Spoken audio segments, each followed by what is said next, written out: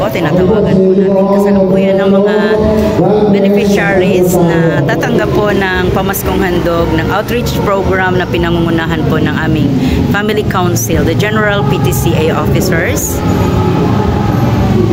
dito po sa St. Anne's Catholic School.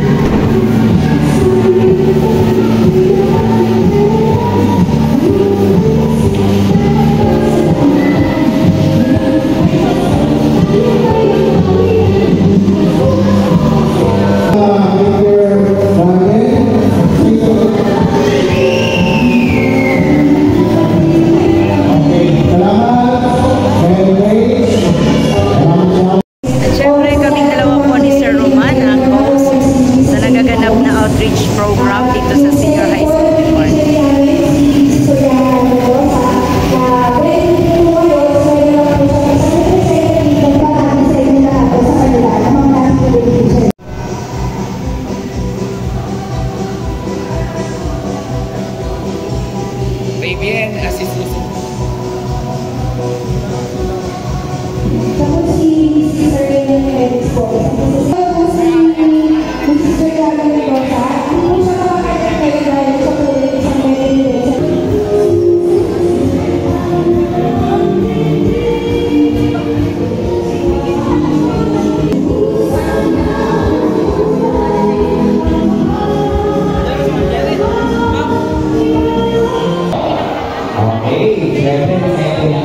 Ngayon naman, papatuloy ang ating pagbibigay handog para sa mga natatanging mga tao may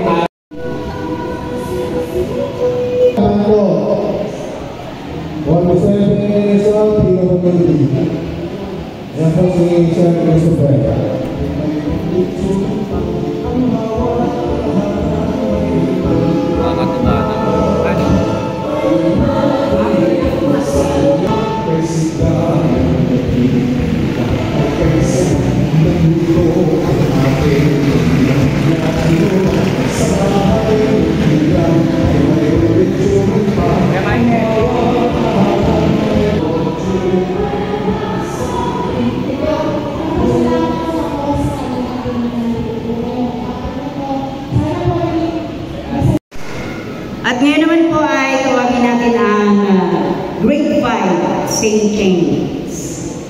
Okay, nag-present natin po ang Grade 5 St. James.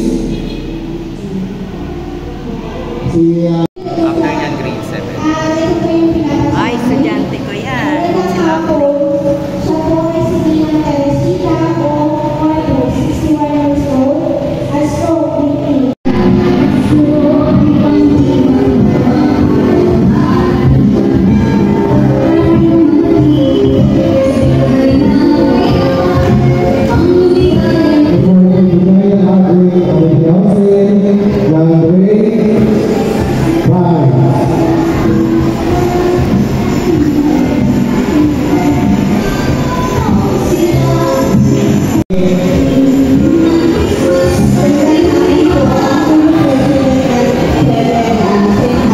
Sila po ay mga nakangiti.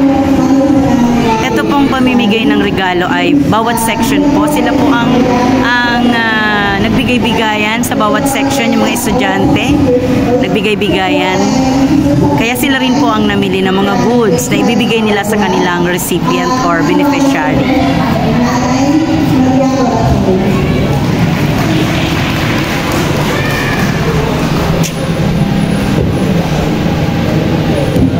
Tingnan mo tuloy na ba? Kumigiyak.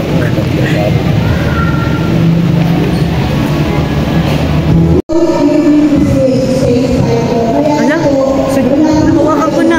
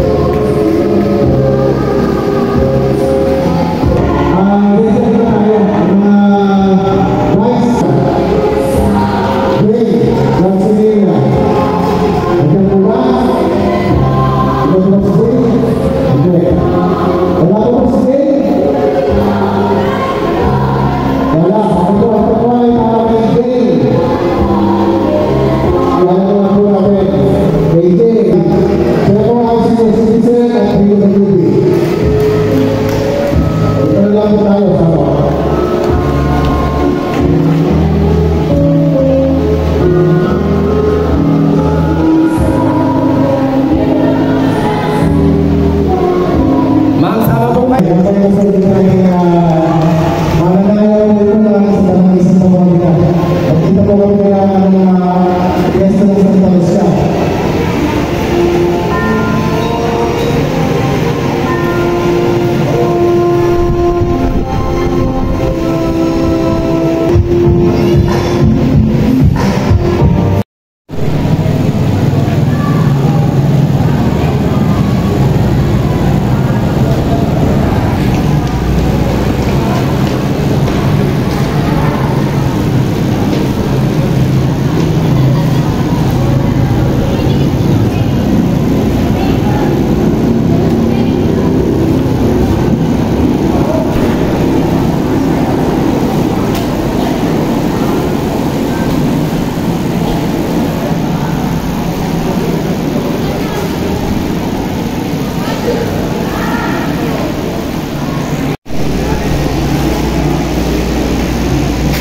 Pasensya na mga kapamilya, ako po ay nasa stage kaya puro likuran lang po ang ating nakukuhanan sa mga beneficiaries na tumatanggap ng ating munting handog galing sa puso ng mga Anesya.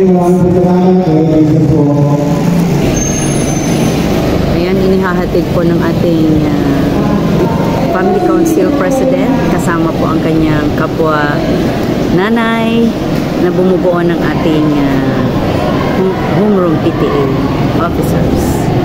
Natin na lang po nila ang munting handog sapagkat hindi po makakalakad si nanay.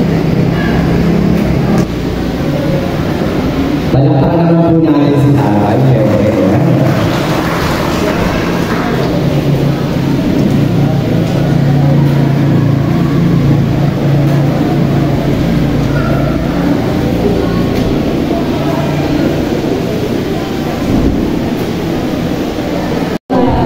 Wow, 88 years old. Ayan si nanay. Salamat, syempre. Isang 88 years old. Ang ating beneficiary from grade 9, St. Teresa.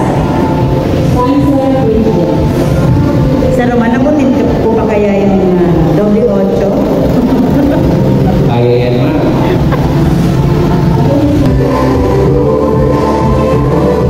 Ang kumuha po ay anak sapagkat hindi na po makakapunta ang kanyang nanay. O, sige po, ang next natin. Pwede po.